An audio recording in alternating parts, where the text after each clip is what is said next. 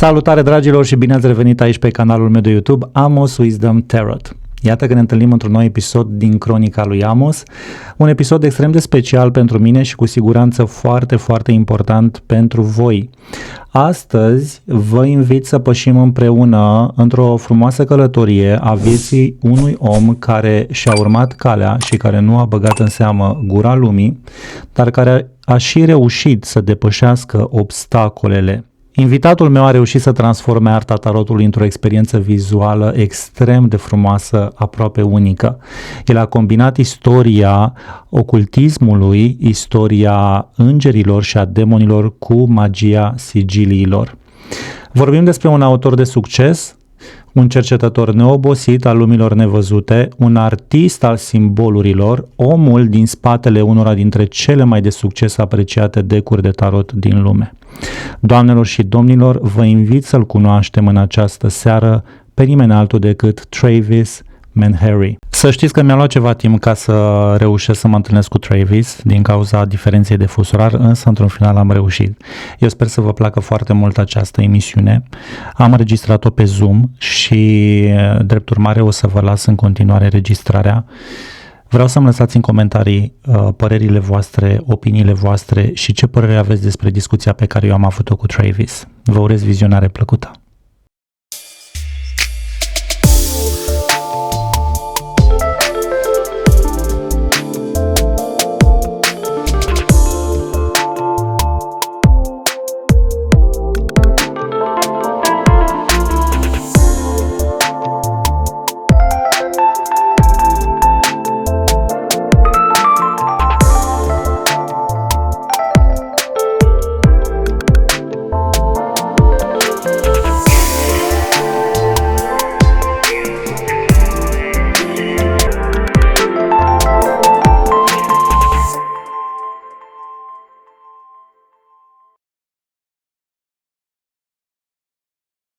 This is a premiere for Romania to have you here, and I'm honored that I'm the first one who is speaking to you.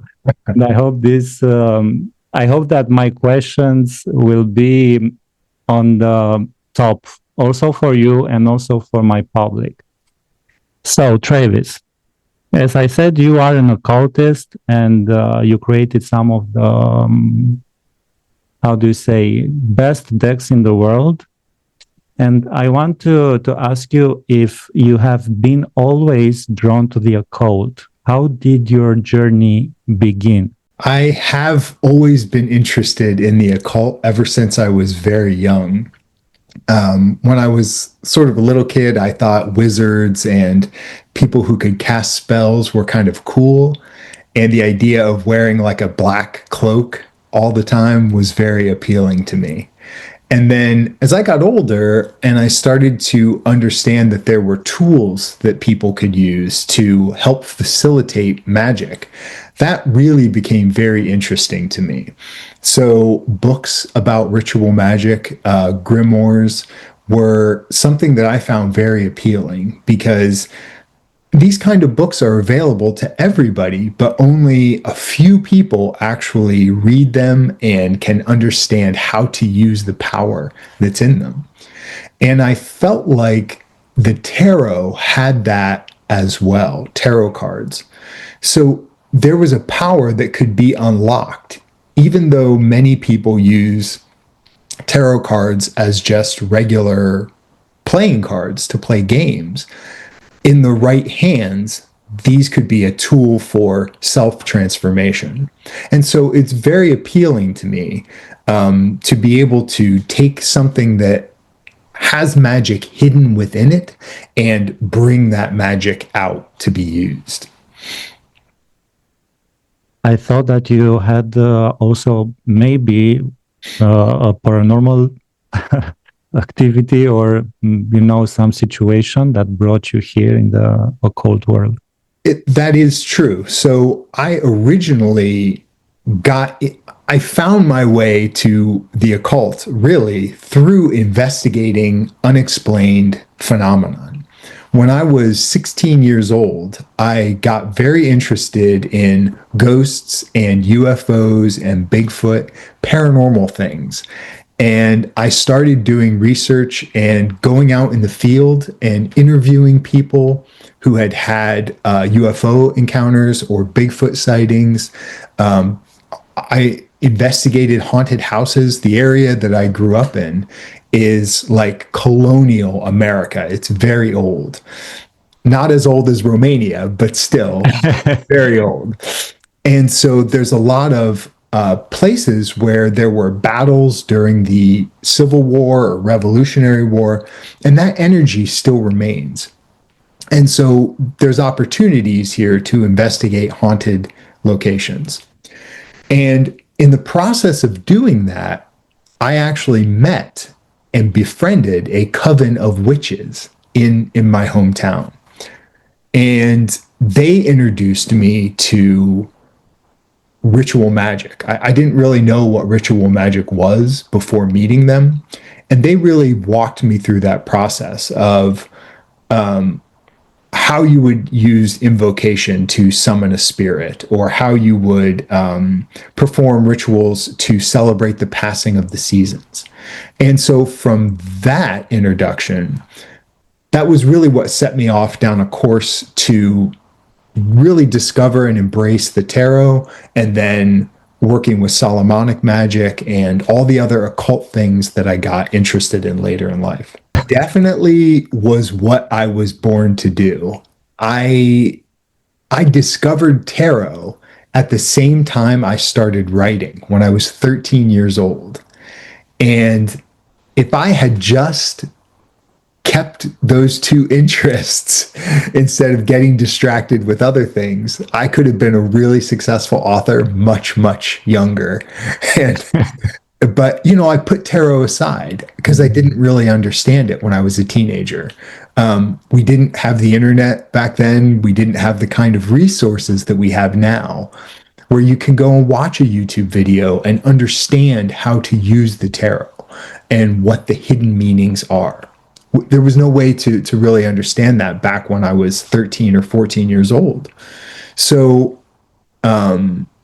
I started writing, and then started writing plays, and then got cast in plays, and then I started acting.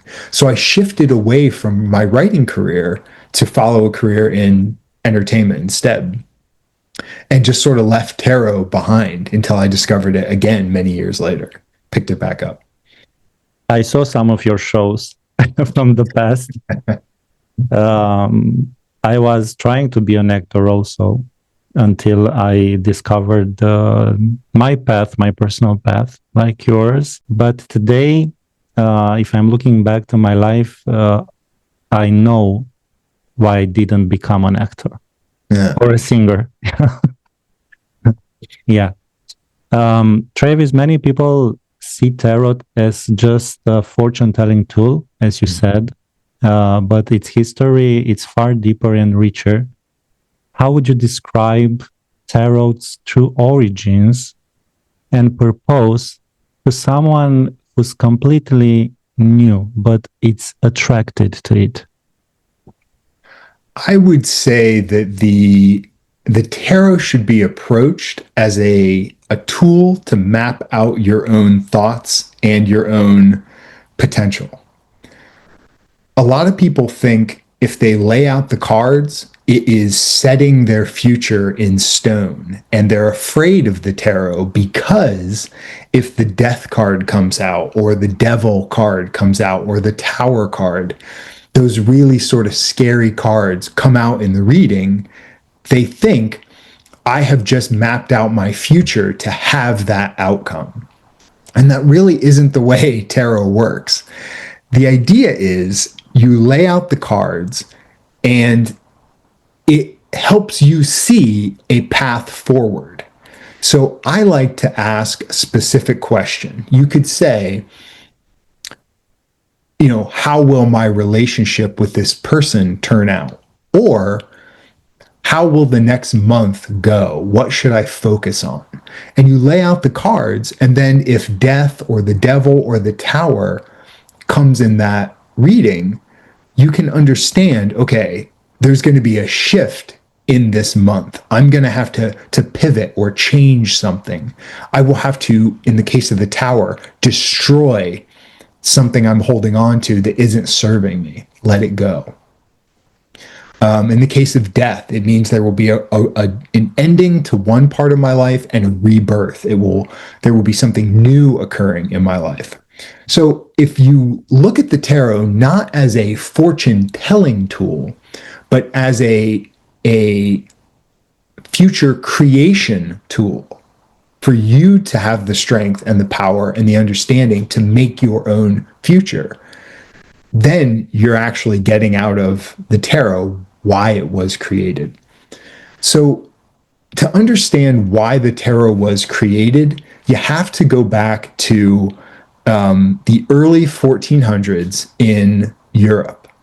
It was highly, highly, highly Christian environment. The Catholic Church was almost universally powerful, and there were a lot of nobles who were patrons of the Catholic Church.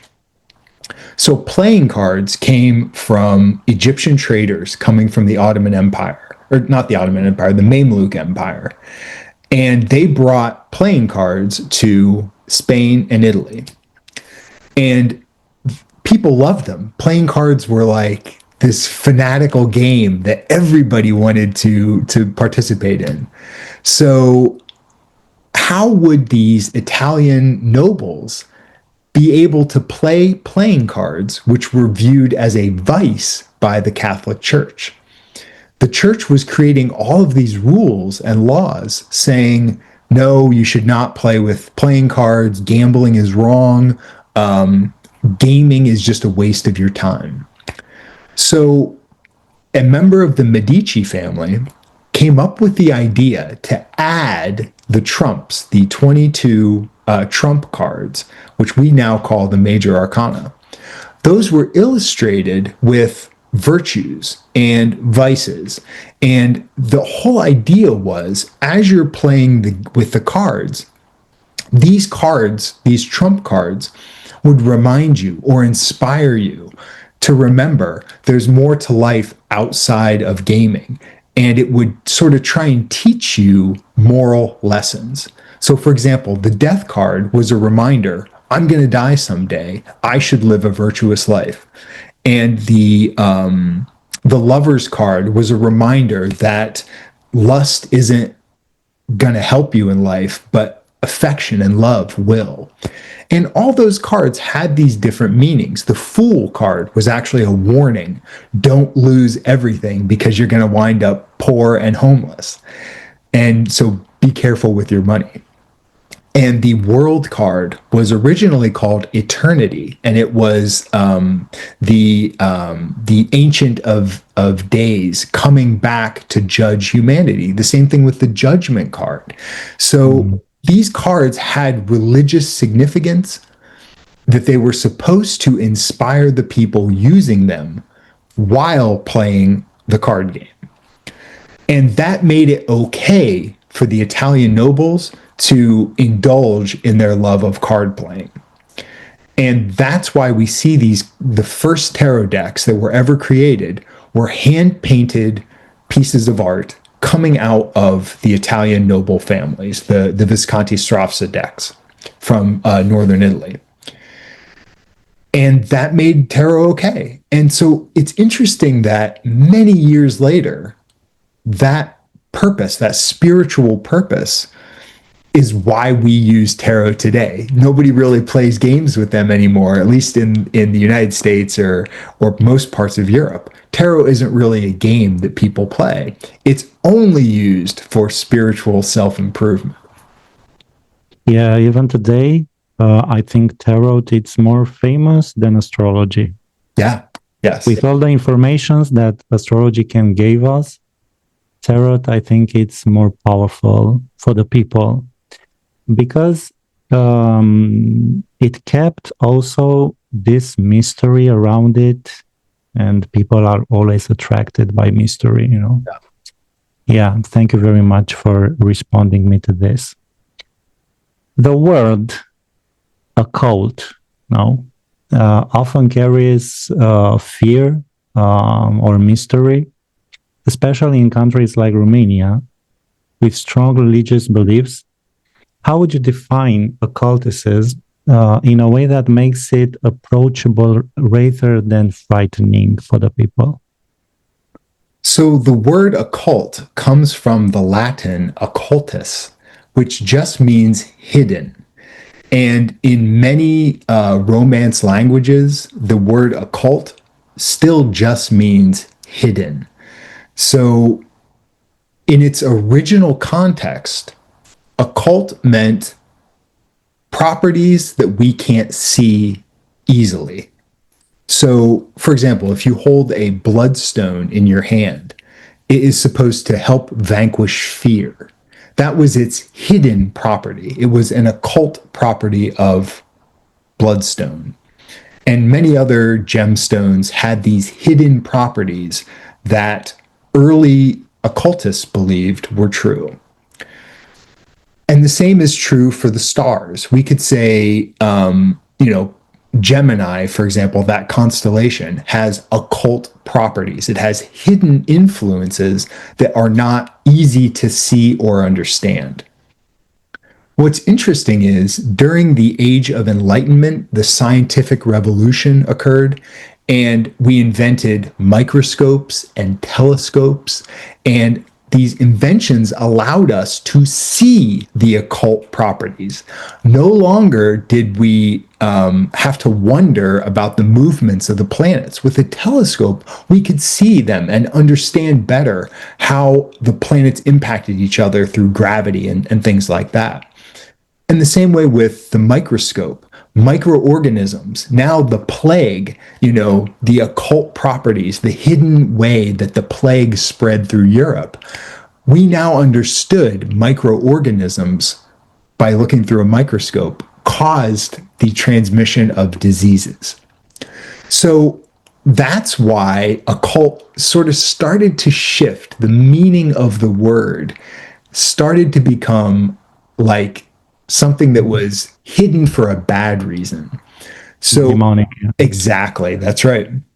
So now in the modern era, really in the 1960s and 70s, the word occult started to be used by the religious organizations. The Christian church in the United States especially did this.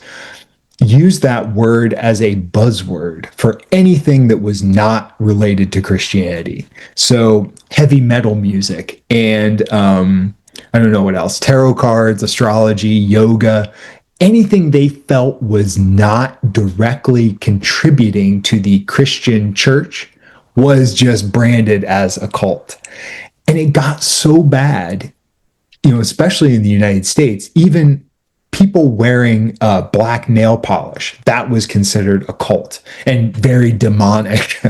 like if you really understand what occult is, what occult literature is, it's got nothing to do with how you dress or the way you look or anything like that. So now today, I personally view the occult is mostly about old books of magic that contain information that is very difficult to understand for the modern audience. So it's still hidden because a lot of people can't speak Latin. They don't understand it, or even foreign languages like French, German, Spanish, a lot of Greek, Hebrew. A lot of these grimoires are written in foreign languages, and that makes them hidden to a modern audience. But I think if a lot of contemporary Christians could read and understand those old texts, they would see that a lot of occult literature actually celebrates Christian traditions. And the name of Christ and the names of God in Hebrew are really powerful tools for occultists to use in ritual magic. So they actually don't have that much difference from, modern Christianity. It's just modern Christians don't understand it, and so they're afraid of it. Well, Christianity also practices divination. In other forms, have you been religious sometimes? You had a religion, or what is your opinion about religions in general, not just the Christianity, sorry. Right. So I grew up as being agnostic, not really religious at all. I went to church a little bit when I was a young teenager, but not really very regularly. And then when I got married to my ex-wife, she was a very devout Christian, a Baptist. And so I converted to Christianity and started going to church every day and became a deacon in the Baptist church. I'm actually an ordained deacon in the Baptist church. Oh my God. Right, which is shocking. And then after about, I think, 4 or maybe 5 years of being a born-again Christian, I started to really see the cracks in Christian theology. And I really disagreed with a lot of what evangelical Christians consider to be the truth about religion and about the world. And I just couldn't get behind it anymore. I couldn't pretend that like I believed that stuff. So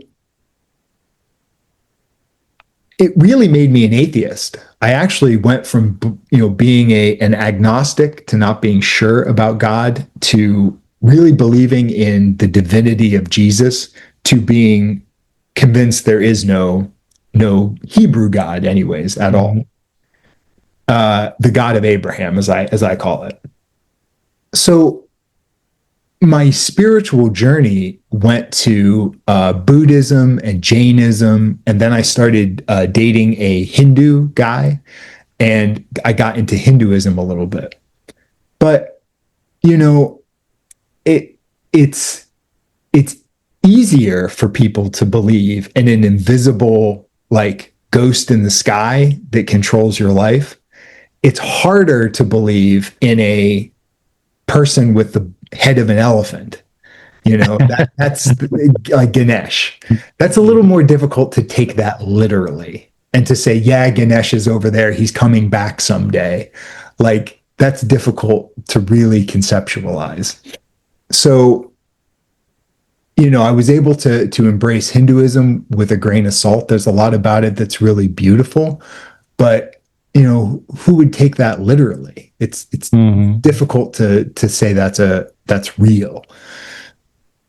And then as time went by, and I studied more and more about demons, angels, and the very long and complex history of them, which really pushes back into ancient Egypt, I began to understand these as natural forces that really do exist. You can point to it and say, that is the demon whatever, or that is the angel whatever. But these are natural things. Stars in the sky, for example. The Egyptians named a series of stars and said, that one has this impact on humanity. That one has this impact. And as they move through the sky throughout the course of the year, their impact is changing. So those things eventually were picked up and demonized by the later Christian church. But at their core, the original beliefs about them, I came to see there's truth to this. This isn't all just made up. They gave it a veneer that could be understandable by humans. So we can see the movements of the stars as angels flying across the sky or demons flying across the night sky. But the reality is that star is having some impact on us here on Earth in whatever way. So my thoughts about it have really changed over the course of time.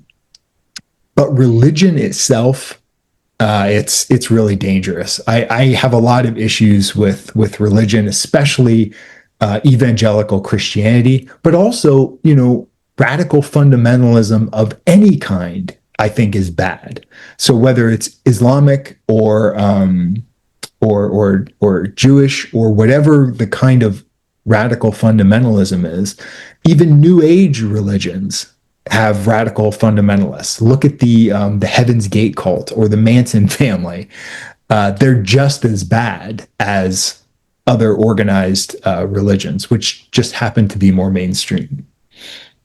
It's a form of control. Yes. I had also similar experiences like you with Christianity. I was disappointed. And today, I think most of all religions are having the same stories, similar dates with the duties, so it's just a program. Also, I think in New Age, as you said, it can be also religions formed already, and if you're not paying attention to it, you are just waking up in a new religion that offers you freedom, but it's not a real freedom. Yeah. Right. You've designed some of the most visually stunning and unique tarot decks in the world. What's your creative process when channeling symbols and imagery for the cards? I try to look back. I try to look to the past for inspiration. So, for example, when I created the Occult Tarot, I went back and looked at old books, and that was where I drew all my inspiration from. Because I viewed the tarot as like a book with 78 pages in it. So imagine opening this old book of magic and everything you need is right there. Like that was my dream in creating the Occult Tarot. And so for the Angel Tarot, it was the same thing, just lighter imagery rather than dark and heavy. I will show to the public for those who don't know your decks. They are amazing. They're stunning. So I try to let whatever medium or whatever the subject matter is sort of dictate how the deck is developed and created. When I discovered the Occult Tarot, that was my best day in my life. Trust me. Yeah, and I saw the correlation with Ars Goetia and Solomonicis in creating all the tarot decks, or in your crafts, let's just say, in your books. Do you feel guided by something beyond yourself?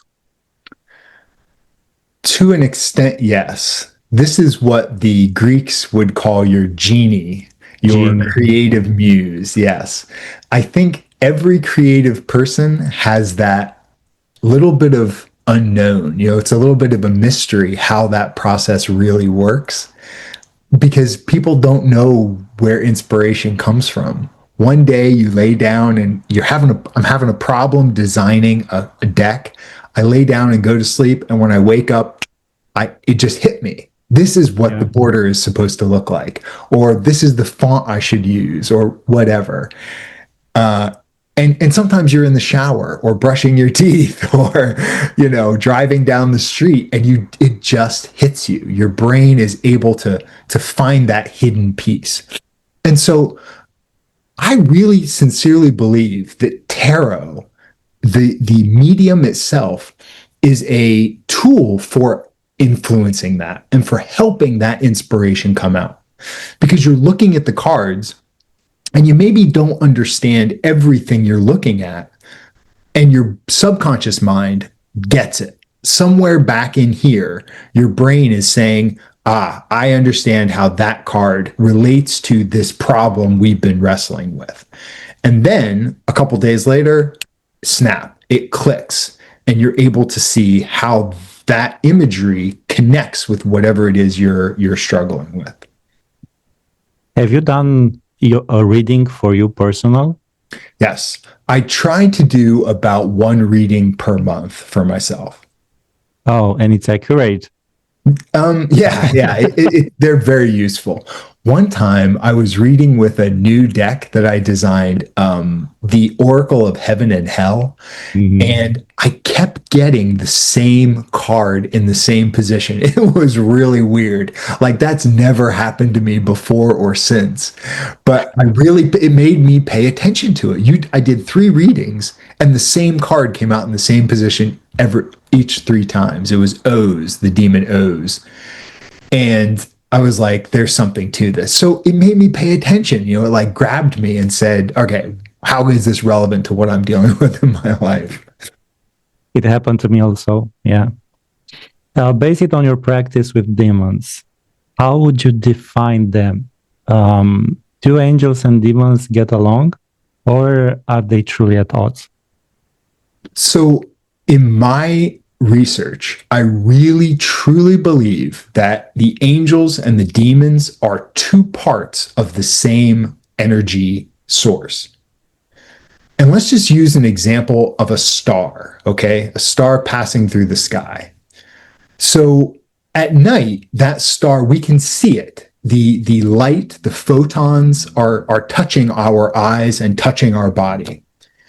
And there's also this stuff called neutrinos, these tiny little particles that stars shoot out of them constantly. Our sun shoots out neutrinos, and every star in the sky shoots out these neutrinos. So imagine these neutrinos are also touching us and influencing us in ways we don't really understand yet.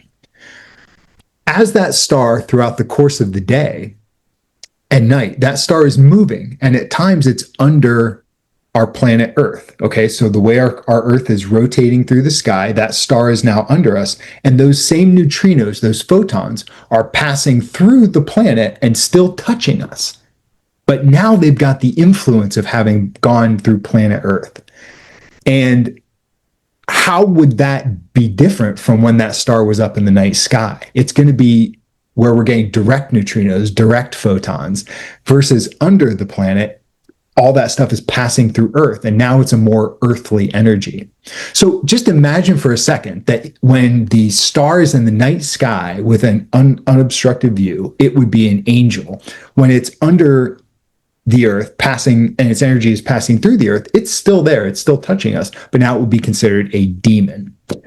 So working with that as a theory for how angels and demons have the same kind of energy has really broadened my view and broadened my understanding of how these entities or beings or intelligences influence people on Earth, and how they are not truly good or evil, but we characterize their energy based on how it is impacting us at any given time.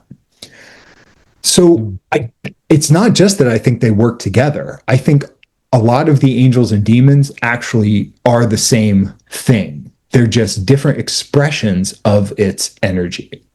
And this should be really easy for a Christian to understand, because Christians believe in the Trinity, 3 different aspects of one being, the Father, the Son, and the Holy Ghost. Holy Spirit. Exactly. So this would be very similar to that, where it's one entity that has different expressions. And believe it or not, that's the original concept behind the 72 names of God. The 72, the Shem HaMephorash, as it's called, was broken into 72 different angels, but they all come from one divine source. So that's the core concept, actually. And I really find that to be, like, I haven't seen anything that has challenged that in a major way. So that's why when we say angels rule over the demons, the angel is the dominant aspect of that energy. The demon is the maybe more submissive aspect of that energy. I'm trying to say this to people over and over again. It's very difficult for people to understand. And yeah. The person who helped me even understand it was Damien Eccles. I don't know if you know who that is. He's a very famous occultist and author here in the United States. So he and I started working together several years ago, about 5 years ago, and well, maybe less than that, 4 years ago. And he gave me the idea to try to summon all 72 angels and all Oh my 72 God. demons at the same time. So I crafted a ritual to do that. It took 5 hours to do an invocation for everything. But you know what? Every single thing that I asked for, I made very specific requests during that time. All of my things that I wanted came true. I got everything I wanted. So to me, that was proof it worked. And that my theory that these energies all do work together was true. And honestly, if you look at a picture of me back in 2022, I was very, very fat. I was like obese. I saw it. And look at me now. Yeah. So, but that was one of the things that I asked for, was to get healthy, you know? And it happened within 6 months, and I've never put the weight back on. So, yeah. So that's just one physical example of how I was able to manifest what I really wanted through working with these angels and demons. Oh my God. I have to make a pact to be healthier. But and that's, so that idea that you care enough, I want this so bad, I am willing to make a pact or a promise with a demon or an angel. Just that is a commitment to actually being healthier and being, taking better care of yourself. If you care that much, you will see a change, because subconsciously your mind is going to help you enact that. Regarding the pacts, from your opinion, your point of view, it is true that you can sell your soul to a demon, because as far as I know, you can try to make a pact also with an angel from the virtues, from the thrones. Right. I think you can do that. I personally don't. I really don't think it's necessary. I have never written out a pact to anybody. Just the invocation is really enough to connect you with that spirit's energy. I want to ask you something. Sorry for interrupting you. The invocation, it's the same thing with the possession. No. When you do an invocation, you are deliberately trying to not be possessed. And the invocation that I use, the one I use in the Occult Tarot and the Angel Tarot, those invocations have a lot of safety in them and a lot of protections. So you are calling down the entity, but keeping it at a distance. You're not bringing it into yourself. I don't really recommend that. You can do that, but I personally have never done it for myself, and I don't recommend it. The circle, it's mandatory, I think, It is. in magic. The circle, yes. You have to draw that magic circle to keep yourself protected, and just to maintain your own mental space. I asked you this because most of the people think that if you are having an invocation, you are just opening the gates of the hell, in your life, or you have big chances to be possessed. But no. So you really don't. That's why you are doing an invocation and not something else. When you use, for example, a Ouija board, or you perform a seance, you don't really know what energy or spirit is coming into your house or your room. And so that's really dangerous. But when you use a specific, this is a sigil that I've tattooed on I saw it on my hands. So this one is for Lucifuge Rofical. This is like a phone number. When you dial a phone number, you know exactly who you're calling on the other line.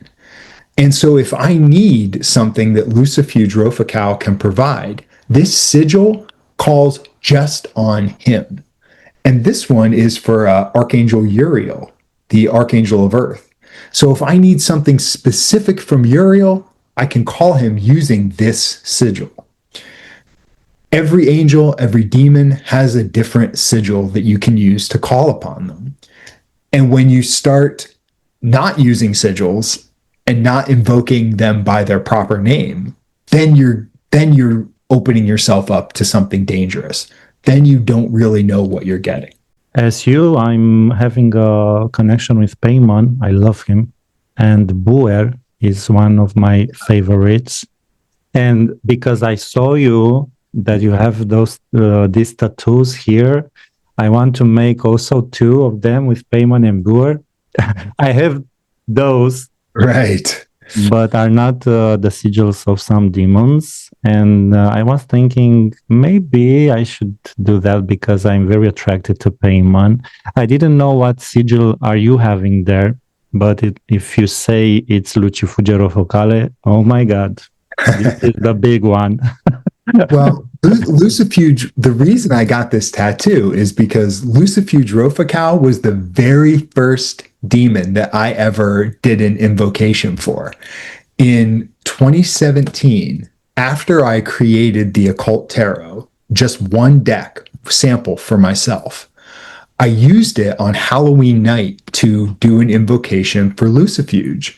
And within 1, 2, 3 months, everything I asked for was coming to pass. I was getting what I wanted. And then in, just a few months later, about 1 year later, that's when the Occult Tarot actually became really successful and made me a ton of money. And that's what Lucifuge does. He brings in earthly wealth and earthly power. So that was confirmation to me that the invocation worked, that the sigil for Lucifuge is an accurate sigil, and that there really is something to this. Even if I did not summon a demon with that name, like let's say Lucifuge Rofacal is a spirit, is it real? It doesn't matter. The point is it worked.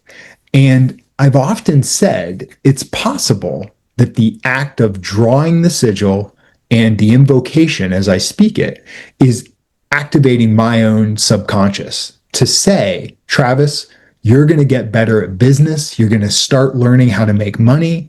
You're going to get your life together. So there's 2 schools of thought that sigils and rituals are just a psychological exercise, or that you are really summoning an actual spirit that is external to you, coming into your life to help you. I don't care which is true. It doesn't really matter. All I care is, does it work? That's what matters. It's working, yes. This is important that it's working. I tried once, of course, with Lucifer. Because you told me this, I will start doing them more often.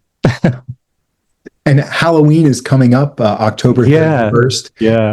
It is a perfect time between the hours of 10 at night and midnight to perform an invocation ritual. My life changed very much since I studied Luciferianism and Satanism. Mm-hmm. I saw a total different philosophy, and it put me into my power, in my personal power. And this is what I'm trying to give people, this freedom of thinking and actioning by these forces, because they unlocked, as you said, some powers in our subconsciousness. Travis, how do you manage? Because I suppose you have a spiritual life. Yeah. How do you manage to balance your spiritual life and practice with your personal life? It was hard for you to find someone because you are spiritual, because you are in the occult, because I know my example, it's very hard, It is extremely challenging, yes, to find a partner who is understanding of it, who is not afraid of it. That's really, really hard too. Yeah. so my ex-husband, like I said, he was Hindu. And there were elements of my spiritual practice that he really liked and that he understood and was happy to participate in. For example, using crystals. He was a big fan of shiny, pretty things. Mm-hmm. So crystals were something cool to him. And even tarot cards, the artwork on them is very beautiful, that he was okay with. Ritual invocations, that he was not so much a fan of. So usually he would leave the house and I would do that while I was alone. And then I had a girlfriend in Brazil for most of last year, a Brazilian girl.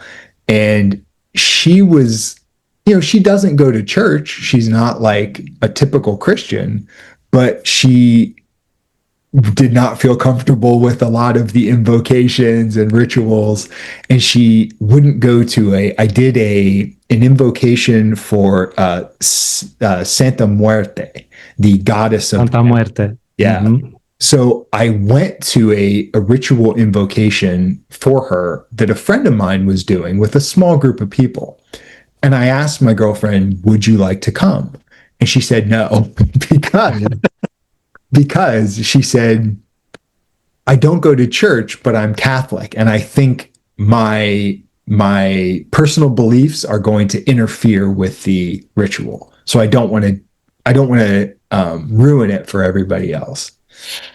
So, if a person is going to be in a relationship with me, they have to be a little bit understanding, but I don't really expect them to participate in my own spiritual practice. Yeah, it's fair enough. Do you believe solitude is necessary to grow in this field? I do, yes. I think it's very important. Yeah. That's why your partner has to understand your needs, your spiritual life. Yeah, I know. I've been through that. And are you familiar with Romanian legends about vampires? Because I saw on your online content, that you created a tarot deck called Vlad Dracula Tarot. Yes. And I also saw that you've been in Romania in 2019. How do you find Romania with the folklore magic, with the traditions? Have you inspired from Romania to create that tarot deck? Absolutely. I love Romania. I really enjoyed my time there, and I encourage everybody I know to go and visit Romania because it is it's a beautiful country. It's full of history, and there's like a lot to see and do while you're there. My approach to the Dracula legend was totally historical. I didn't rely on any of vampire stories or, vampire folklore. I really tried to make it come from a historical place. So when I went to Romania, I didn't just visit the tourist attractions. I visited places where Vlad Dracula lived, where he grew up, where the things he actually did and the places he really lived. That was more important to me to get an understanding of who he was. So, for example, the princely palace at Targovist, that was like, for me, the most important place to go because that's where he ruled from. That was really his seat of power. And then Poneri Castle, which he built. Poneri Castle is the real Castle Dracula. And then the woods in Brasov, Timpa Hill, that wooded area, like that's where he committed some of his worst atrocities. But there's no signs. There's no historical marker. The Romanian Tourism Board doesn't encourage people to go there. But you walk on those hiking trails in Brasov, and you are walking in the forest where Vlad Dracula actually walked. Wow. To me, that is more significant than going to, some Dracula tourist trap with vampire imagery and things like that. When you will come back here in Romania, you have to visit Peres Castle. I sent it to you some pictures, and Brand Castle. You will love them. Yeah, I did go to Brand Castle when I was there before. Yeah, and so for example, Brand Castle was nice. It's a nice classical old castle that has been restored for tourists. Yeah. But it really doesn't have anything to do with Vlad the Impaler. Yeah. But outside of that city, there's a monastery, Desilu Monastery, and you have to sort of like drive out into the mountains. And this monastery is where Vlad Dracula's father is buried. He's buried on the ground somewhere. They don't know exactly where he is, but that's where he was buried after he died. So to me, going to that location, you're like connecting directly with Dracula's energy. Like that is such a cool place, and it's quiet. It's off the beaten path. It's not advertised, but that is like really a source of Dracula lore. So that was the kind of trip and journey that I had, where I was going to places that are not well advertised, kind of off the beaten path a little bit. And that really informed my understanding of the Vlad Dracula legends, but also of Romania itself. And, what are Romanian people like? What's the culture like? What's the food like? All that, those influences really peppered and colored my creation of the Vlad Dracula Tarot. I think you love the food. I do. Oh my God. It's definitely. It's so good. Yeah. Don't tell me about Mamaliga or sarmale. Everybody eats that. I'm very glad that you discovered those places. Yeah, you were in the middle of his history there. Even I didn't knew that his father was there. Yeah. Do you believe that the modern people should follow the messages of tarot cards or astrology 100%? Or is there still free will and personal responsibility in the decision we make? There is still free will and responsibility in the decisions that we make. I think that's really important. And I recommend people use tarot and astrology in conjunction with two things. Number one is meditation, taking time to be quiet, to let your mind become still, and give yourself a chance to process all these messages that you're receiving. So meditation is one key pillar. And the other one is knowledge. You have got to go back and read the old books for yourself. You shouldn't always take the opinion or the advice of a modern author.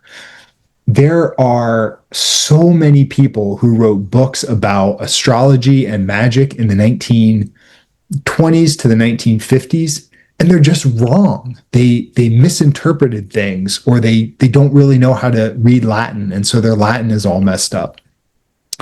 And to go through and learn how to read that yourself, I mean, it's a skill set that you can carry with you forever, and you'll know for sure that your interpretation is correct because you went back and you retranslated the original text. So yeah, knowledge, meditation, and then in conjunction with that, you can use the divination tools, whether it's scrying or astrology or tarot or runes or whatever it is. Those three things together are a really strong pillar of spirituality. Yes, here in Romania, at least, I don't feel this education. And I always tell people that these are just basic and general messages. It's not that someone is telling you the future. but it's hard to educate people. That's why I was asking you and your opinion. I want to go back a little bit at the angels and demons, because you have a real story here. People often believe that all angels are good and all demons are evil. And we know that this mindset comes largely from religious conditioning beliefs. Have you personally experienced them? And what do you truly believe they are? Have you encountered the devil? Have you met the devil? I am the devil. I like this answer. I have never personally encountered the devil, no. But I have had some experiences while doing this work that have led me to believe that there are physical manifestations of these entities that we can interact with. And I don't believe that they are all good or all evil. For example, a lot of people are terrified of working with the angels, the 72 Kabbalistic angels. They feel like there's a lot of danger with them because they are very powerful. The reality is these entities have an intellect and a will that we can't really understand. You can't truly comprehend it. And so that makes it scary and somewhat unpredictable. The only real time that I could say I actually saw like a demon, I've been doing this work for a really long time. I've done dozens and dozens of invocations of different spirits. And the only time I ever really saw something was when I was working with Andrus, when I was creating the Occult Tarot deck. I had a really hard time conceiving what the card for Andrus should look like and what aspect of his abilities I should put on the card. And so at the end of like all night working on this, I go to bed in my bedroom and I close the door and I turn off the light and I lay down in my bed. And I became aware that something was like in the room with me. So I look over to where the door is and I can see kind of the silhouette of Andrus. He's this owl-headed angel with wings and big, like bigger than a person, maybe 6 or 7 feet tall. And I see his outline and I thought, but it's darkness, you know? And I thought, okay, well, I did not feel like he was there to hurt me. I felt like I had successfully summoned him or brought that energy into my house in that moment. And I actually felt a sense of like a friend showing up, you know, like you call a friend using their sigil, you call a friend and the friend came, and it's like kind of like nice to have him there. And so I gave myself a minute to make sure this was really happening. I wasn't dreaming or whatever. And then I just rolled over. I was really tired, so I rolled over and went to sleep. And that was the only time that I ever actually encountered a spirit in that way. So this is for the public. As you saw, he is the devil himself, the angel himself. Yeah. Travis, how can working with demons can be safe? Because I think there are people who want to work with them, who want to know them better. How can we work with them being safe, empowering for personal reflection, rather than something to fear? You know, if you look at the individual demons as manifestations of your own psychology, you can start to feel a little bit safer in inviting them into your life. So, for example, Lucifuge, the sigil that I have tattooed here, he represents success in money, success in business, and worldly power. So by invoking him, by working with him, you are accessing a part of your own psyche, which is good at business and good at making money. And if you look at it in that way, there really isn't anything to be afraid of. The same thing with many of the other demons as well that have really specific powers or specific things that they do. If you could look at it as saying, by summoning or invoking this spirit, I'm activating that part of myself that's already in me. For example, after I did the invocation of Lucifuge Rofacal, I got good at math. I actually graduated from Harvard Business School. I did. I graduated from Harvard Business School. Like, oh my God. I had tried to get into Harvard twice before, and I was rejected both times. They wouldn't even let me attend. And then after I did this ritual, I was able to get in as a business major, which I had no business training ever in my whole life. I was trained as an actor and an anthropologist, nothing to do with business or math or anything like that. And yeah, you were also in the Navy, no? Yes, I was in the military, for the Navy for 8 years. So zero experience in business. And yet I got accepted to it and then graduated from the course, which is like shocking. So that's a real concrete example of saying I was terrible at something one day, I did the invocation, I was good at it the next day. How else can you explain that? You know, it's really difficult to understand why that could happen. I don't care why it happened. I just care that it works.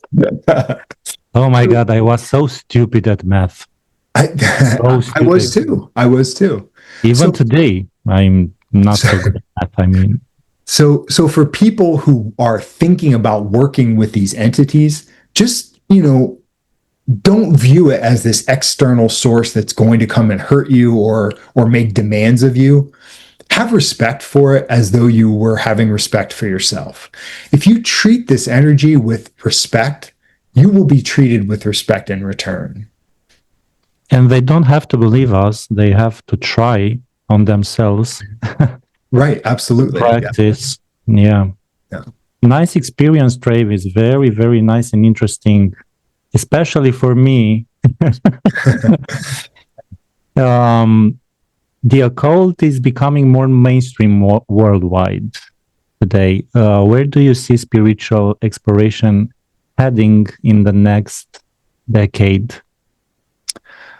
I really like the idea of spiritual exploration becoming more individualized. People moving away from organized religion and churches and, cults or whatever, and having the experience of their spirituality be more individualized.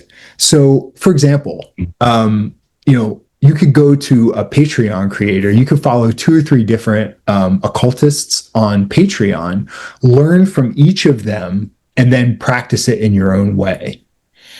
That to me is really valuable. It's a lot more valuable than belonging to like a mainstream religious church. There is still value in mainstream religious services. For example, when I was in Romania, I went to an Orthodox service. It was awesome. I don't follow Orthodox Christian beliefs, obviously, but for me to be in that situation where it's standing room only, the church was totally packed with people, and the beauty of the church, the beauty of the Orthodox Church, it was just, there was an energy in there that was really cool. I liked it a lot, but I wouldn't do that every week, or I wouldn't give my whole life to that and say, this is the way, I would want to live forever. Because there's a lot of falsity in that as well. So I think the trends of spirituality right now are becoming more idiosyncratic or individualized. So, and I think that's the way it should be. Really, it should be. When the Buddha became enlightened, he only became enlightened when he went off by himself. He started trying to join a group of Hindu monks, gurus. He joined them and couldn't find what he wanted. And then he joined a group of Jain monks and couldn't find what he wanted. When he went off by himself, that's when he found enlightenment. And I think that's the way it has to be for every true seeker who wants to increase their spirituality. Do you think in a new world order, even if we speak in terms of religion, I mean, do you see a completely new spiritual movement in the future? That's a really hard question to answer. From your opinion, of course, it's not a prediction. I really don't know. I feel like religion and spirituality have been hijacked by political forces right now. Yeah. This is really especially true. You know, I've only lived in a couple of countries, the United States and Brazil, and I actually feel it's true in both of those countries that political forces have hijacked religious organizations and are now using churches for political purposes. I really do believe that to be true. And I'm sure that's true in other countries as well. And there was a time in the past when it was the opposite, when the church was the political power that was, influencing politicians. So now that has reversed. And I think it's really scary because they're trying to, the consolidation of power in the hands of a very few people who are extremely powerful. And a person who believes in their religious teachings, if they are blind in their belief, they will follow anything they're told. So if a political leader tells them to do something, go out and kill, your neighbor, people are going to do it. Yeah. That to me is really, really scary. So I see that as the trend, the politicalization of religion and religious organizations. And that to me is really, really scary. Thank you very much, Travis. We've reached the end of this podcast. Okay. Time passes by. Honestly, I wished we could have stayed longer to tell stories, but unfortunately, time passes very quickly. But who knows? Maybe you will honor me with another present. Absolutely. Sometime. And maybe next time we can do this live in Romania, the next time I come back. Oh, I would love it. Personally, I discovered a much deeper Travis from which I've learned a lot in this hour. And I hope my followers agree. And I want to thank you very, very much for joining me tonight. Maybe you will come to Romania again, because we're looking forward to having you here. You'll be very warmly welcomed. Great. Thank you so much. I look forward to coming. Dragii mei, cam atât pe ziua de astăzi. Vreau să vă mulțumesc foarte mult pentru faptul că mi-ați fost alături și sper să aveți de învățat din toate aceste lucruri. Chiar dacă acest podcast a fost în limba engleză, sunt sigur că mulți dintre voi au înțeles toată această discuție. Până data viitoare, vă doresc toate cele bune și să aveți mare grijă de voi. La revedere!